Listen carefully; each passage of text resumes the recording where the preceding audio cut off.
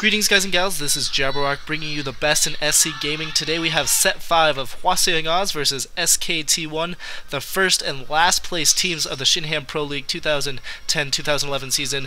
BeSt versus Jae Dong. This is going to be a really exciting matchup, although it doesn't really matter, seeming that freaking SKT1 is up 3-1 on Hwaseung OZ, who is just absolutely terrible. But nonetheless, this is going to be an awesome matchup. Jae Dong wouldn't even played if they would have got 4-0'd playing in the 5th set. Usually he plays 1-2, but today they put him in for round number 5. This is going to be on Icarus and played on the 16th of November, so 4 days late. Sorry about that, and also sorry about the fact that I did not put up a video yesterday. I was actually just getting back from Fort Collins for my Thanksgiving break, and I had a lot of stuff to do, and then I hung out with a lady friend, and that kind of took priority over Starcraft, unfortunately. But I'm back today, and I'm on a casting frenzy, probably going to try to put out 6 games, so I'm going to do a little bit of that. Forge Fast Expand for BeSt. Jaedong looks like he's going for, I didn't see the buildings. Once they show the buildings, I can tell you what he's going to go for. Probe Scout going into Jaedong's base. Jaedong's going to be the purple Zerg at the 12, and at the 9 is going to be the orange Protoss BeSt. Jaedong's probably going to go for a 12 hatch, 12 pool. Has not put down a pool or a hatchery yet, or an extractor. Went for a, it looks like an overpool. So Jaedong going for an overpool might try to put down a little bit of early pressure. BeSt is going to see this. BeSt is probably going to put down his Forge first, is what I'm expecting. Probably not going to go for Nexus first. Doing a little bit of harassment with his probe. Spawning pool about halfway done. And really, Jaedong, this is kind of unusual for him. Usually Jaedong goes for 12 pool, 12 hatch. Today he went for an overpool. Going to try some early pressure. Might even try to put down that hatchery as well, doing a really nice job of attacking. Why the heck did he put a pylon right there? That's a really weird place. Hopefully this isn't going to be another Stork Jaedong game, even though that was epic. I'd like to see a little bit longer game from both of these players, and so hopefully we'll get a longer game out of them. Looks like, yes, putting the Forge down first, just as I was saying, hatch going down for Jaedong. But BeSt knows that he needs to play very defensively, putting 2 gates up before his Nexus. Very smart of him there.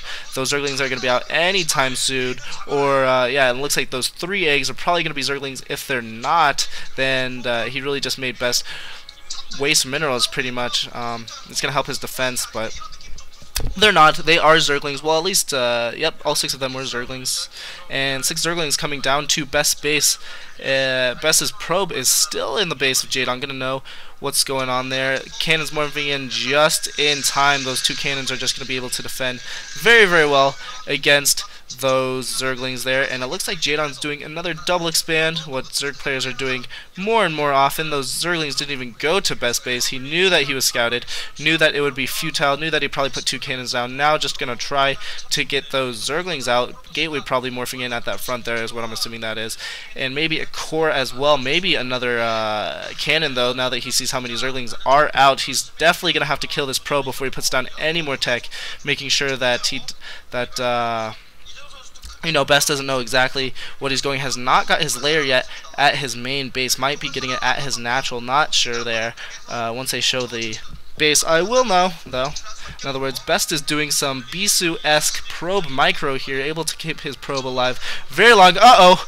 And then he just shucks me and just loses the probe. So I probably shouldn't have said anything. Core going down for BeSt as well, transferring his probes to that next base. Let's see if he is on time. And yes, he is. Those programmers are just so good at transferring those probes and have the timing down to a science. Layer morphing in at the natural, as I was expecting. Hatchery is now done at that 330 position here. Probe gonna go out probably for a scout, probably not for another hidden base or any proxy or anything like that. Probably just gonna scout out, see if he did triple expand, and make sure that he knows what Jaedong is doing. Drone now going down. For some reason that's weird, transferring 1 drone. Probably gonna, I don't know what he's doing.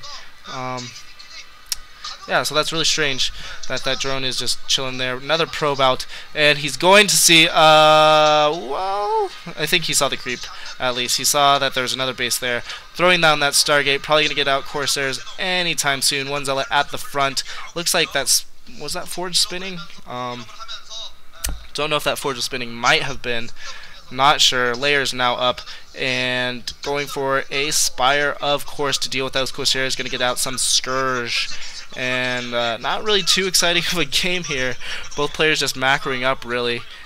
Which is kind of what players have been doing lately. They've been just macroing up to the mid game. Not a lot of early game play, except I guess Stork Jaedong was early, but that was pretty much cheese. It's either cheese or macroing up a lot in PvZ, you know, waiting for the Corsairs to get out and such and such. Citadel of Dune for BeSt. Jaedong getting another hatchery at his front. Probably going to get a Hydrost in right next to it just to make sure that that choke point is, you know, narrowed down. Another hatchery at his 4 o'clock position.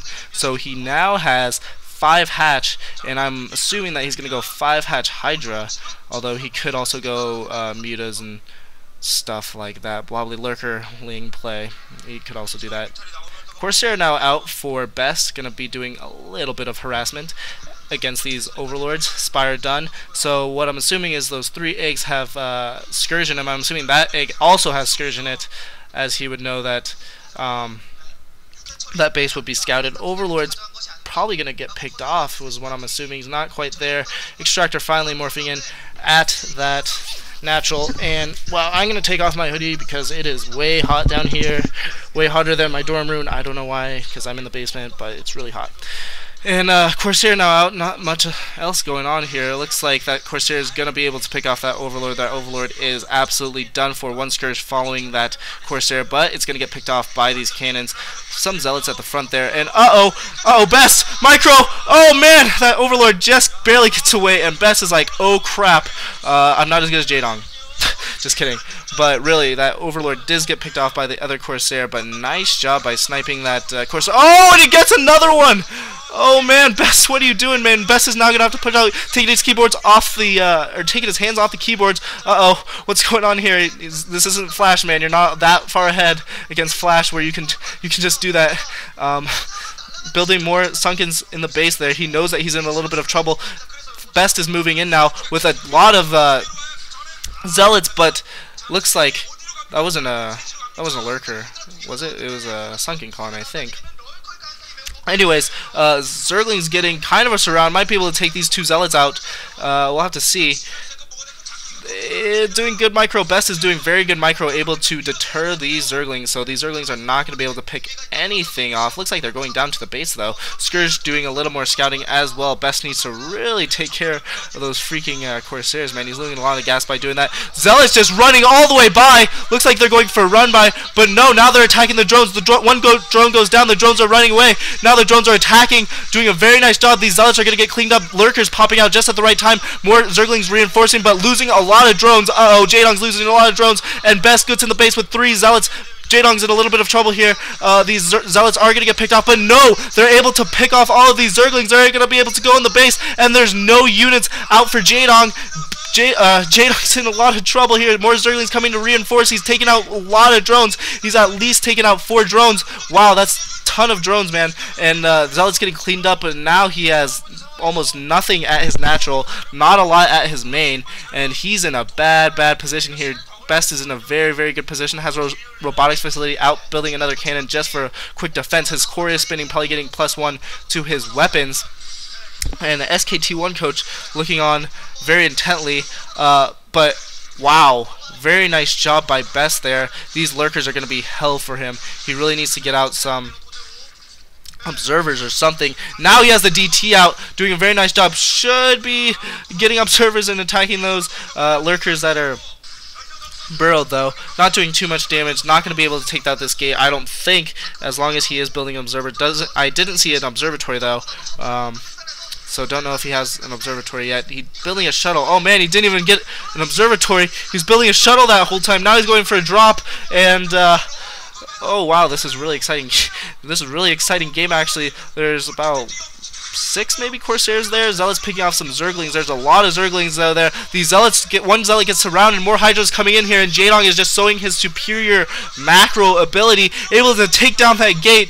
Jaedong is doing amazing, and BeSt, I don't know what he's doing, but going in for a DT drop. DT's going into Jaedong's base. Let's see if Jaedong notices this, and the DTs, and getting his Corsair stuck, doing a kind of a suicide distraction there, able to pick off a lot of drones.